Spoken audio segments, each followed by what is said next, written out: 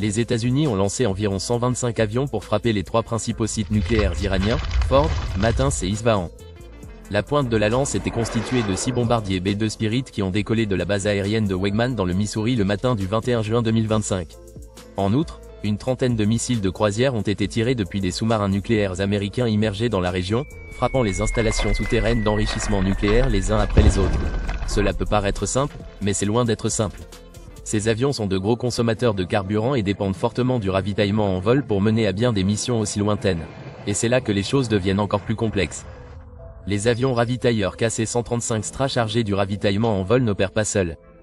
Ils ont besoin de la protection des escadrons de guerre électroniques FA-18 qui escortent les ravitailleurs et contribuent également à protéger les bombardiers B-2 contre la détection et les attaques.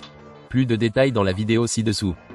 La mission commence dans les heures calmes précédant l'aube à la base aérienne de White-Heitman dans le Missouri, où le B-2 Spirit se prépare pour un vol qui traversera plusieurs continents. Bien que le bombardier furtif soit capable de voler sans escale avec ravitaillement en vol, la fatigue du pilote est un facteur majeur à prendre en compte. En redéployant plusieurs bombardiers B-2 Spirit du 59e Bombwing à Diego Garcia, les États-Unis s'assurent un point de lancement sûr pour les opérations au Moyen-Orient, en Afrique et en Indo-Pacifique. Une stratégie militaire soigneusement calculée qui améliore à la fois la capacité de survie et la portée opérationnelle. Mais ils ont également été escortés par des porte-avions et des sous-marins à travers la mer d'Arabie. Les FA-18 Super Hornet et les EA-18 Growler sont lancés depuis les ponts des porte-avions américains, leur rôle étant déjà défini. Certains se frayeront un chemin à travers les défenses aériennes iraniennes tandis que d'autres garderont les avions-citernes qui maintiennent l'ensemble de l'opération en vol. Les avions-citernes KC-135 Strato, chargés de carburant, rôdent dans l'espace aérien ami au-dessus de l'Arabie Saoudite. Leurs équipages sont conscients que leur mission peu glorieuse pourrait faire la différence entre le triomphe et la catastrophe. Alors que les B-2 décollent, leurs silhouettes déchiquetées se fondent dans le ciel nocturne. La furtivité est leur bouclier, mais la distance est leur ennemi. Après plusieurs heures de vol, ils font voler des avions-citernes debout au-dessus du canal, avalant du carburant en plein vol tandis que les F-18 tournent en rond pour les protéger. Les cultivateurs émettent une cacophonie de bruits électroniques masquant les mouvements du groupe d'attaque. Pendant ce temps, dans les centres de commandement souterrains, les analystes américains surveillent les flux en temps réel, prêts à rediriger les forces si les radars iraniens s'allument. Traverser un anneau dans l'espace aérien n'est pas une tâche facile. Les B-2 doivent monter à une altitude extrêmement élevée. Leurs itinéraires sont méticuleusement tracés pour éviter les sites de missiles connus. Sous le paysage, une vaste étendue de montagnes et de déserts offre peu de couverture, mais la peau absorbant les radars des bombardiers les aide à échapper à la détection ennemie. Lorsque les cibles arrivent à portée, les équipages sont confrontés à une décision cruciale. Lancer des missiles à distance de sécurité à des centaines de kilomètres ou descendre pour larguer des bombes anti-bunker directement sur les sites fortifiés. Il existe différentes bombes anti-bunker de différents calibres, mais ce qui la distingue des autres, c'est cette GBU-57, qui est généralement larguée par le bombardier furtif B-2 Spirit. En raison de la taille et du poids important de la bombe, l'avion ne peut transporter que 2 de ses armes dans ses compartiments de soute à bombe. Bien qu'elle ne soit pas équipée de propulseurs, l'arme est équipée de 4 ailerons actifs en treillis et d'un système de guidage de précision qui lui permet de planer avec précision vers sa cible à l'aide d'un GPS de qualité militaire. Construite à partir d'un alliage d'acier haute performance spécialement conçu, elle utilise son poids lorsqu'elle tombe sous l'effet de la gravité pour pénétrer ou s'enfouir jusqu'à 60 mètres de sol ou de béton souterrain. Mais ce n'est pas si simple. Les défenses aériennes de l'Iran restent une menace redoutable. Les M29 et les F-14 vieillissants ne sont peut-être pas à la pointe de la technologie, mais ils peuvent tout de même être dangereux si l'on a la chance d'intercepter un bombardier furtif B-2. Les bombardiers furtifs n'ont pratiquement aucune capacité de combat aérien et les contrôleurs au sol iraniens ont du mal à percer le vecteur de brouillage électronique de leurs chasseurs vers les bombardiers en approche. Mais l'armée américaine a ses propres contre-mesures. Les EA-18 Brawler inondent les fréquences iraniennes de parasites pour perturber les systèmes de communication et de ciblage. La confusion s'installe, ce qui rend la coordination des pilotes ennemis plus difficile. Si les avions de chasse iraniens parviennent à s'approcher, les F-18 attendent. Guidés par des avions du système d'alerte et de contrôle aéroporté en orbite en toute sécurité au large, ils engagent des missiles à longue portée, obligeant les pilotes iraniens à se détacher ou à faire face à une destruction certaine. Les B-2 vont maintenant filer vers l'ouest pour éviter le système de défense aérienne iranien. Derrière eux, le ciel est en proie au chaos. Les sites SAM réactivés en désespoir de cause déclenchent des salves qui tourbillonnent sans danger dans le vide, esquivés par des leurres.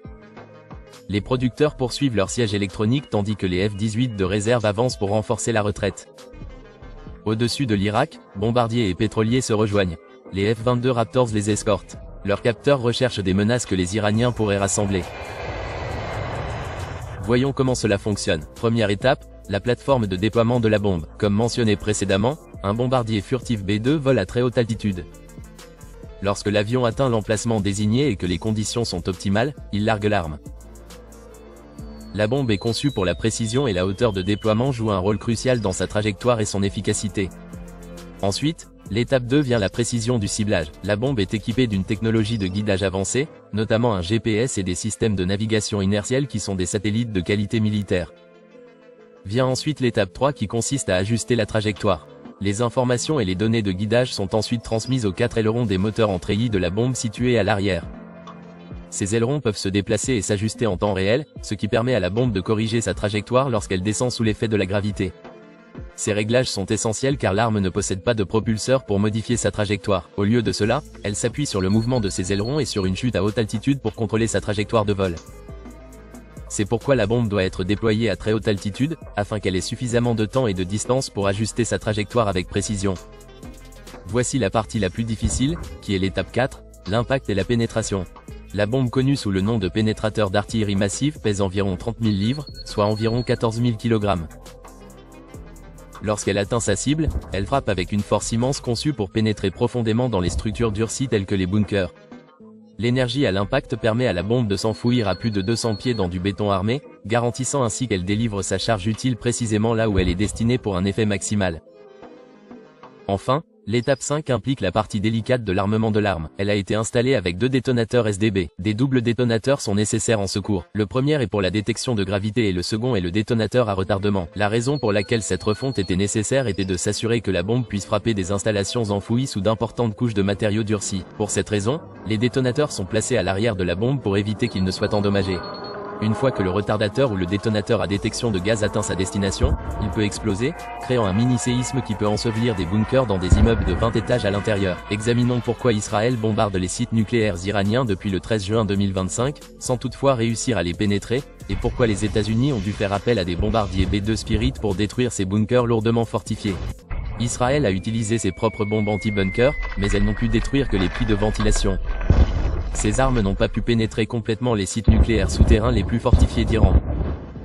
L'objectif est de saper les défenses couche par couche.